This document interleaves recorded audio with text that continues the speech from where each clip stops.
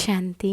అందరికీ వినాయక చవితి యొక్క శుభాకాంక్షలు. ప్రతి సంవత్సరం భాద్రపద శుద్ధ చవితి రోజున వినాయక చవితి పండుగను చాలా వైభవంగా భారతదేశమంతటా జరుపుకుంటాం. ముఖ్యంగా విద్యార్థులు, వ్యాపారస్తులు ఖచ్చితంగా ఈ రోజున వినాయకుణ్ణి పూజిస్తారు. వ్యాపారస్తులు తమ ఖాతాల ప్రారంభంలో తమ వ్యాపార సింహాసనం పైన స్వస్తి గుర్తు వేస్తారు. ప్రథమ గణానికి అధిపతిగా కూడా వినాయకుణ్ణి పూజించడం జరుగుతుంది.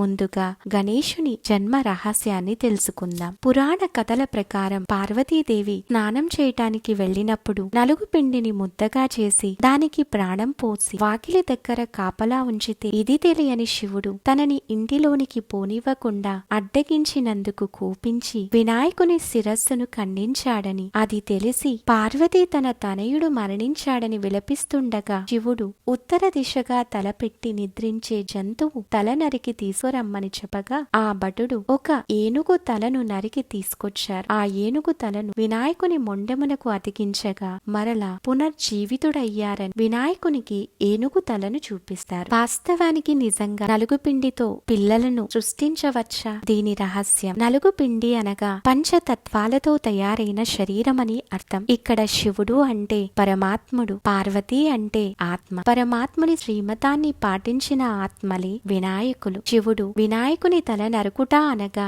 ఎప్పుడైతే ఆత్మ భగవంతుని తెలుసుకుంటుందో అప్పుడు పరమాత్మ శివుడు సంకుచిత స్వభావమును పోగొట్టి విశాల మనస్సు కలిగే విధంగా చేస్తారు. అటువంటి ఆత్మ విషయ వికారాలతో చనిపోయి కొత్త జీవితాన్ని పొందుతుంది. మరి వినాయకునికి విశేషంగా పెద్ద తలను చూపిస్తారు. దీని ఆధ్యాత్మిక రహస్యం ఏమిటంటే విశాల బుద్ధికి, తెలివితేటలకు గుర్తుగా గణేశుని యొక్క తలను పెద్దగా చూపిస్తారు. పరమాత్మను పొందిన వారు దివ్య బుద్ధి కలిగి దివ్య జ్ఞానం యొక్క అనంతమైన గుహ్య రహస్యాలను అతి తేలికగా తెలుసుకొని స్వయం పవిత్రమై ఇతరులను కూడా పవిత్రంగా తయారు చేస్తారు. దీనికి గుర్తుగానే, విశాలతకు గుర్తుగానే పెద్ద తలను చూపించడం జరుగుతుంది. మరి పెద్ద చెవులు చూపిస్తారు. గణేశునికి చెవులు చాలా పెద్దవిగా ఉంటాయి. దీని యొక్క అర్థం సూక్ష్మ బుద్ధితో భగవంతుడు బోధించే అమూల్య జ్ఞానమును ఒక్క మాట కూడా వదిలిపెట్టకుండా శ్రద్ధగా వినేదానికి గుర్తు. తరువాత గణేశుని యొక్క వాహనంగా ఎలుకను చూపిస్తారు. అయితే ఇంత పెద్ద వినాయకుని భారీ శరీరాన్ని అంత చిన్న ఎలుక ఎలా మోయగలదు? దీని రహస్యం ఏమనగా ఎలుక ఏదైనా ఒక వస్తువును కరవబోయే ముందుగా నోటితో గాలిని ఊది ఒక రకమైనటువంటి ద్రవాన్ని అక్కడ ఉంచి తరువాత కొరుకుతుంది. అలా కొరికిన తర్వాత రక్తం వచ్చాక అర్థమవుతుంది ఎలుక కొరికింది అని. అదేవిధంగా యోగయుక్తులై ఇతరులకు జ్ఞానం చెప్పినట్లయితే ఆ యోగం యొక్క ప్రభావం చేత వారిలో ఎటువంటి భావం ఉన్నప్పటికీ వాటిని వారు మరచిపోయి చెప్పే జ్ఞానం యొక్క విషయాలను నమ్మగలుగుతారు, ఆస్వాదిస్తారు. కానీ వారి మీద ఉన్నటువంటి ఆ మాయ ఎప్పుడైతే ఆవరిస్తుందో మరలా వారు అనుకుంటారు, వారు మరలా రియాలిటీలోకి వచ్చేస్తారు. వీరేదో చేశారు, వీరు మాటలేవో చెప్పారు అని అనుకుంటారు. అంటే జ్ఞాని ఆత్మలు ఇతరుల మనస్సును నొప్పించకుండా యోగయుక్తులై చాకచక్యంగా సూక్ష్మ బుద్ధితో నలుగురికి వ్యాపింపచేస్తారు. దీనికి గుర్తుగానే వినాయకునికి ఎలుకను వాహనంగా చూపించారు. ఏకదంతం ఎందుకు చూపిస్తారు? వినాయకునికి ఏకదంతుడని కూడా అంటారు. అనగా భగవంతుని యందు సంపూర్ణమైనటువంటి నిశ్చయం, ఎలాంటి అలజడి లేకుండా, ఎలాంటి వ్యర్థం లేకుండా ఒకే ఒక్క పరమాత్మని పైన సంపూర్ణమైనటువంటి భావనకు ప్రతీక. మరియు కళ్ళు, ఏనుగు కళ్ళకు విశేషత ఉంది. దానికి చిన్న వస్తువు కూడా పెద్దగా కనిపిస్తుంది. అలాగే జ్ఞాని ఆత్మలు కూడా చిన్న వారిలో కూడా వారిలో ఉన్నటువంటి విశేషతను గుర్తించి వారికి గౌరవం ఇస్తారు. ఇందులో చిన్న పెద్ద అని లేకుండా సమాజంలో ఉన్నటువంటి అందరిలోని విశేషతలను గ్రహిస్తారు. మరి ఉదరము, ఎవరైనా వ్యక్తి మంచి విషయాలు కానీ చెడు విషయాలు కానీ తమలో ఇముడ్చుకున్నట్లయితే వారి గురించి ఏం చెప్తామంటే వీరి పొట్ట చాలా పెద్దది, అంతా దాచుకుంటారు, ఎవ్వరికీ చెప్పరు అని. అలానే జ్ఞాని ఆత్మలు ఎప్పుడైనా ఎవరి విషయాలైనా అది నింద కావచ్చు, స్తుతి కావచ్చు, ఎలాంటి విషయాలైనా కావచ్చు, దాన్ని స్వయంలో ఇముడ్చుకుంటారు. కానీ ఇక్కడి విషయాలు అక్కడ విషయాలు ఇక్కడ చెప్పి గొడవలను ఉత్పన్నం చెయ్యరు. సో ఉదరము అనేది స్వయంలో ఇముడ్చుకోవటానికి ప్రతీకగా చెప్పడం జరుగుతుంది. తరువాత తొండం. ఏనుగు ఎంత దృఢంగా శక్తిశాలిగా ఉంటుందంటే అది వృక్షాన్ని కూడా పెగిలించి పైకి తీసేస్తుంది. అదేవిధంగా జ్ఞానవంతుడైనటువంటి వ్యక్తులు కూడా తమ లోపల ఉన్నటువంటి స్థూలమైన చెడు అలవాట్లను పెగిలించి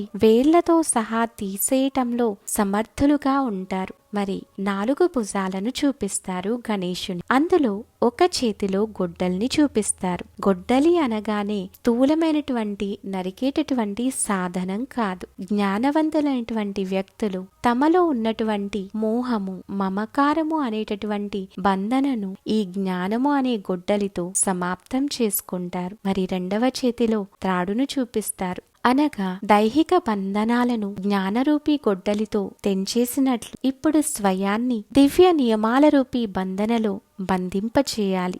ఇది శుభమైన బంధన. వాస్తవానికి ఇది బంధన కాదు, సంబంధం.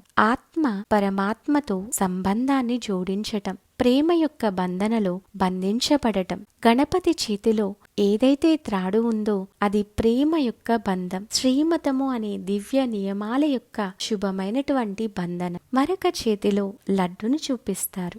లడ్డు అనేది సంతోషాన్ని ఇచ్చేటటువంటి పదార్థం. లడ్డుని తయారు చేయటానికి కూడా పిండి విసరాలి, తడపాలి, వేయాలి. అప్పుడే అది మంచి రుచికరమైన పదార్థంగా తయారవుతుంది. అదేవిధంగా జ్ఞానవంతులైన వ్యక్తి కూడా అనేక కఠినత్వాలను, సంకటాలను, పరిస్థితులను కూడా ఎదుర్కోవలసి వస్తుంది. దీనికోసం స్వయం తపస్సు చేయవలసి ఉంటుంది. మరి వీటన్నింటినీ ఎవరైతే అధిగమిస్తారో, అనగా మధురంగా జ్ఞానాన్ని స్వయంలో సంపన్నం చేసుకొని ఎలాంటి అలజడి లేకుండా పరిస్థితులలో విజయాన్ని పొందుకుంటారో దానికి గుర్తుగా లడ్డును చూపించడం జరుగుతుంది. మరొక విశేషత ఏంటంటే లడ్డు సఫలతకి కూడా గుర్తు. ఎవరికైనా తమ లక్ష్యం యొక్క సిద్ధి లభించినప్పుడు లడ్డుని పంచిపెడతారు. అనగా సంతోషము, ఉత్సాహముకి గుర్తుగా కూడా చెప్పడం జరుగుతుంది.